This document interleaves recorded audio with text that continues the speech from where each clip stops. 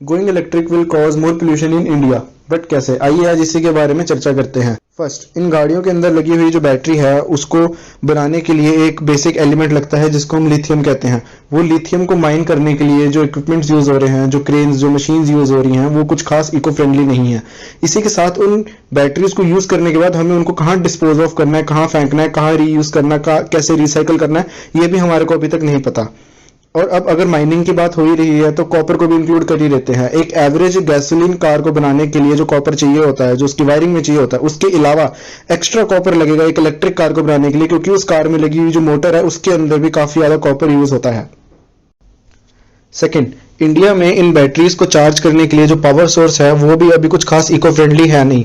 India में ज्यादातर coal power plants होने की वजह से जो इलेक्ट्रिसिटी जनरेट हो रही है वो ज्यादातर कोल से आ रही है रादर देन विंड या सोलर एनर्जी के।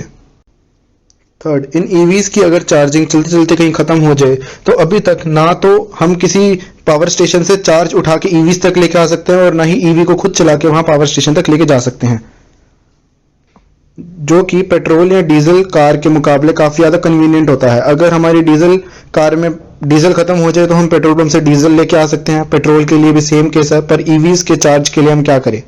फोर्थ, अभी तक इन ईवीज की रेंज इंडिया में कुछ खास है नहीं। अगर मैं बात करूं तो कुछ टाटा की गाड़ियां जैसे ये, इनकी रेंज ठीक ठाक है। अगर मैं किसी डीजल या पेट्रोल कार से कंपेयर करूं तो ऑब्वियसली उनकी रेंज इन ईवीज से ज्यादा है। अब मैं ये नहीं कह रहा हूं कि ईवीज हमारे देश का फ्यूचर नहीं हो सकती, बस बात ये है कि अभी तक इंडिया के अंदर जो ईवीज की मैन्युफैक्चरिंग हो रही है वो अभी तक इतनी ज्यादा इको फ्रेंडली नहीं है, या यूं कह लीजिए कि वो भी इतनी एफिशिएंट नहीं है। लिथियम जो है वो माइन करा जा रहा है जिसमें काफी ज्यादा माइनिंग इक्विपमेंट्स यूज हो रही हैं जिससे ये पोल्यूशन बढ़ता है। उसके अलावा अगर बैटरीज की बात करें वो फेंकना का है वो हमारे को नहीं पता।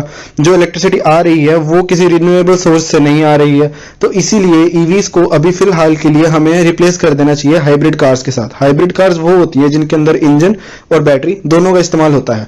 हम ऐसा कर सकते हैं कि जैसे हमारे शहर के अंदर हम एक हाइब्रिड को यूज कर सकते हैं। शहर के अंदर उस हाइब्रिड को, जिसमें बैटरी और पेट्रोल दोनों है, शहर के अंदर हम उसको इलेक्ट्रिक मोड पे चला सकते हैं। और अगर हम हाईवे पे जा रहे हैं, कहीं दूर जा रहे हैं, अपने फैमिली के साथ कहीं दूर जा रहे हैं, तो उस टाइम पे हम उसको इंजन पे चला सकते हैं।